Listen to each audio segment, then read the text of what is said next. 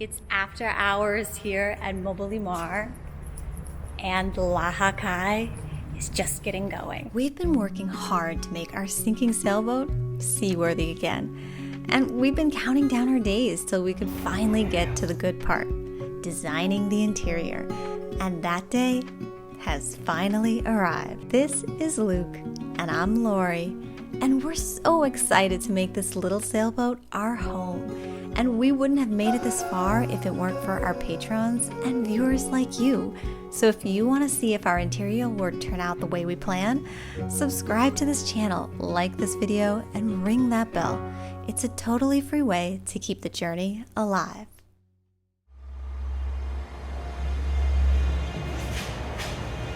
So close. So close, and like this.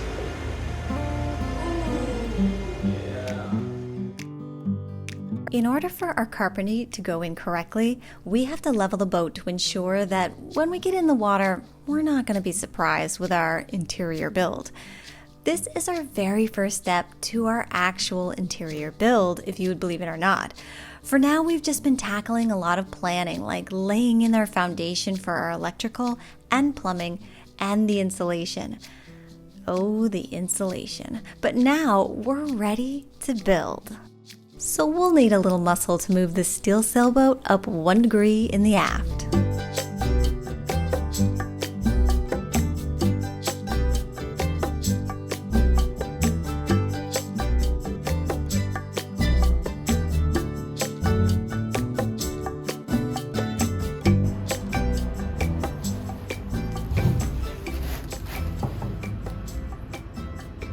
Still 1 degree. All right, put another piece of wood.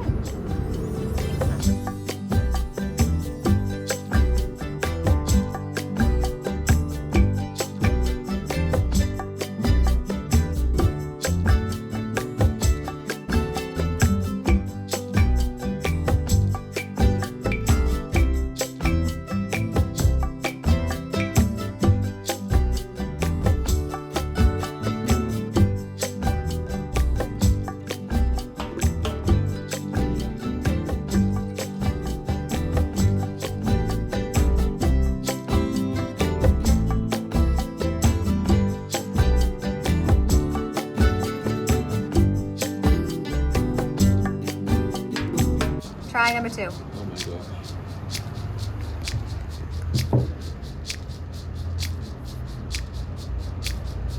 Yay! You just moved it though. Is every place good? Yay! The boat has been leveled. With that out of the way, it's time to build our boat in 3D. And though there is technology out there that can scan your entire boat and instantly have it on your computer, we're not there just yet. So we helped our engineers at Mobilimar, Leo and Juliana, to measure the boat by hand and throw these numbers in the computer.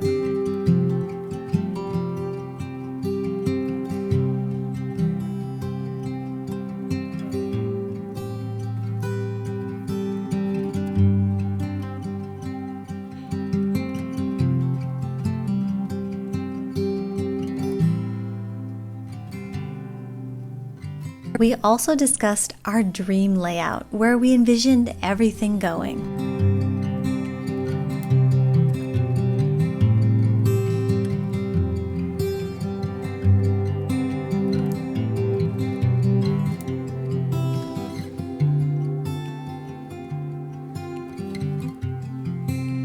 Equipment like our water maker and its filters had to be considered, like where can we easily and safely install these long microfilters.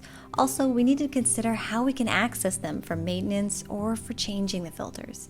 We also had to plan the location of our freshwater tanks, battery banks, and countless other things that we'll go over later.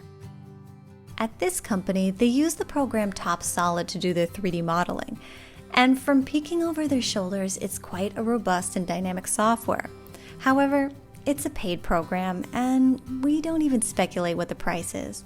For us, we don't model boats for a living, and we don't want to pay for a software we don't really need.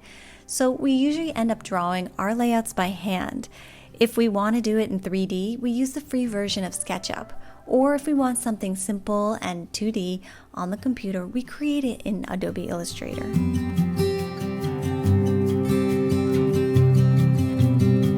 Hey, sorry about the noise. That's what we deal with every day. We're actually here with Leo, and we get the privilege to come here and tell him all the little tiny details we want and how we would interact with our boat.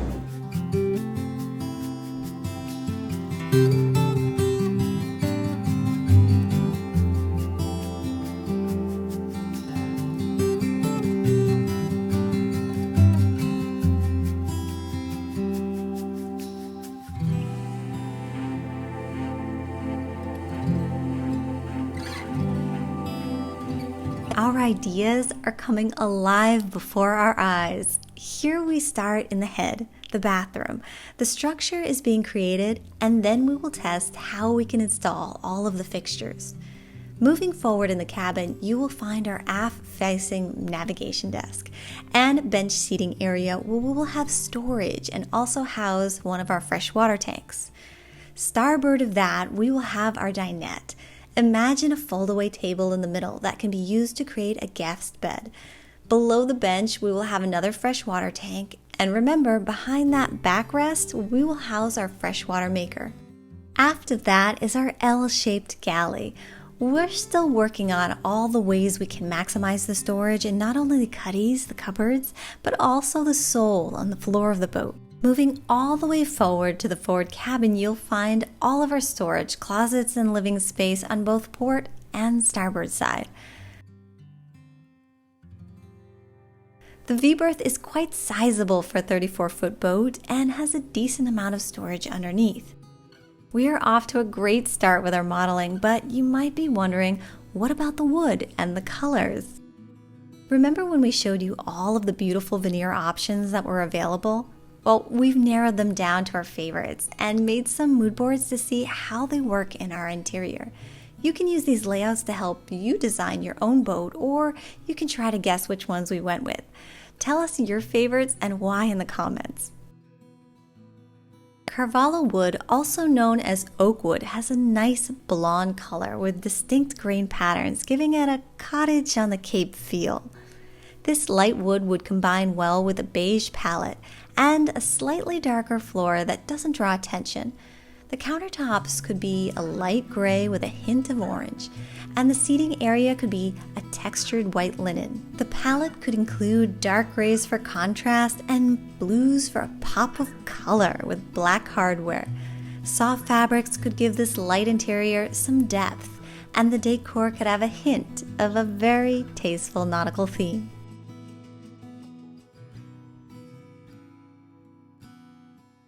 Shekejiba wood typically has a light to medium red-brownish color with dark streaks or markings. The main color in the cabin would be an off-white with warmer tones to lighten up the space. A dark hardwood floor would provide depth and also make cleaning and maintenance easier. And to contrast the wood tones, a multi-tone white and gray countertop. Soft beige fabrics could be used in the seating area, and some shots of color like sea green and dusty peach would add some life to the monochromatic tones, which would be highlighted in the soft fabrics throughout the boat, all playing into our beachy vibe. Palferro wood is characterized by its rich, dark brown color with prominent wood texturing. It is a noble wood and one of the more realistic veneers with its unique patterns. If we were to go with this dark wood color, we would want to use it as an accent piece using light gray, almost white as the dominant palette. The floors could continue the gray accent tones, and the kitchen counter would be a smoky gray to play off the dark tones of the wood. We could use different shades of cool gray and beige to warm it up. Fresh linen for the seating, and lots of textures to make this boat feel homey and inviting.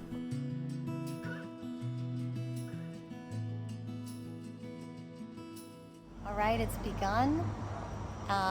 We are now starting to install the wooden interior. It starts with the frames, it ends with us actually doing the wood interior on the inside, and there's going to be the whole process. They built this like crazy ramp to go in and out, and every day from now on at 6 p.m. at night, they're devoting their time to the LAHAKAI. Do you think it's safe? Yeah, I think so.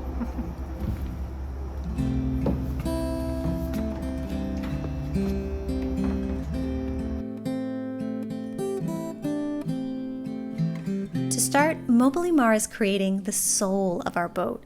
But we like to think of it not just as the grounding footwork that everything else is built off of, but the foundation of the LAHAKAI's soul itself as she takes life and is formed into a capable vessel and a beautiful home. This is where it all begins. These floorboards will travel oceans, care for us, keep us safe, and keep us ever above water. They are made of 6mm marine-grade plywood. And on this late night, Fernando and Eduardo make the sole by first creating a template.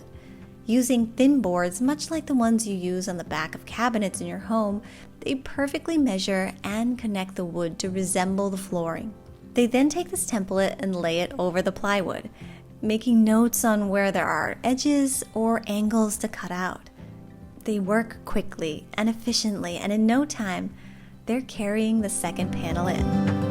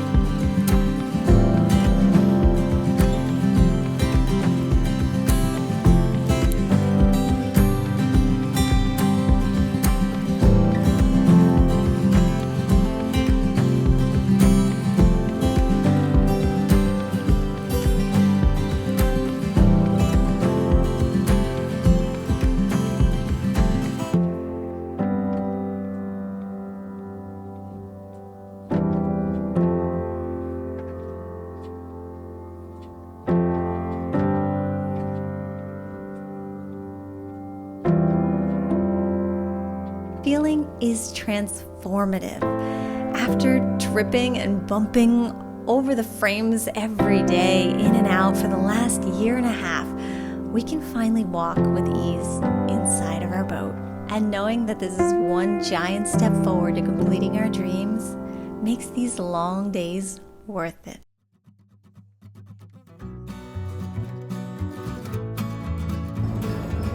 I refuse to buy new shoes for this project. These guys are gonna make it all the way.